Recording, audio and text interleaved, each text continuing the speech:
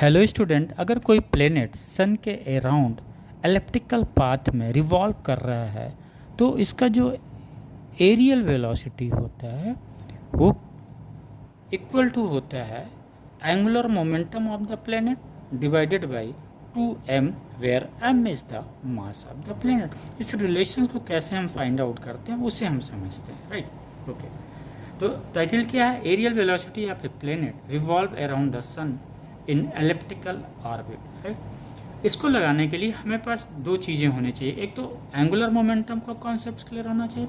Angular momentum क्या होता है? Cross product of linear momentum and distance कहाँ पे, जिस एक्सिस के थ्रू वो रिवॉल्व कर रहा है उसके बीच का डिस्टेंस। सपोज ये प्लेनेट यहाँ पे है, ये रिवॉल्व कर रहा है किसके अराउंड? सन के अराउंड। तो सन से इस प्लेनेट की जो डिस्टेंस होती है वो आर है।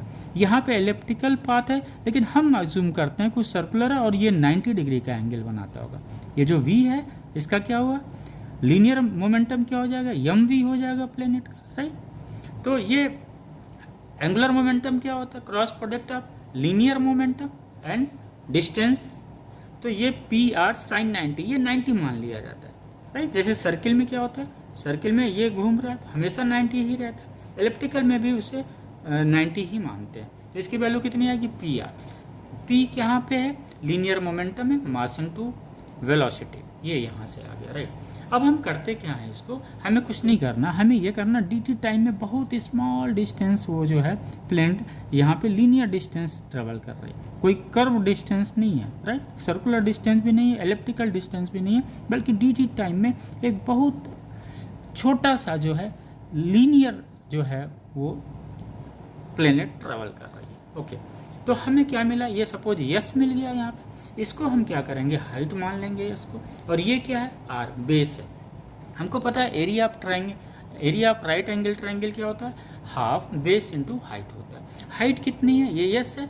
ये इसका टेंजेंशियल वेलोसिटी क्या है? v है। तो dt टाइम पे कितना हो जाएगा? ये yes, v into D T. यहाँ पे r है, बेस रख दिया, यस की जगह हमने v dt रख दिया, ये वैल्यू, राइट। अब dt को अगर हम इधर लाते हैं तो क्या हो गया? dA by dt। यही तो एरियल वेलोसिटी है।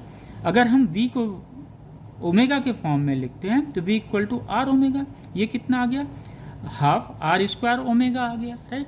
अब इसको क्या करना? एम से मल्टीप्लाई कर देना मास ऑफ द प्लेनेट से, और मास ऑफ द प्लेनेट से डिवाइड कर देना है। ये यहाँ पे जिस तरह से डिवाइड किया गया हमें ये रिलेशन मिल जाता। ओमेगा हमको पता है v अपान आर है, ये आर आर कैंसिल हो गया, राइट। हमें ये मिला, this relation we can say L upon 2m areal velocity.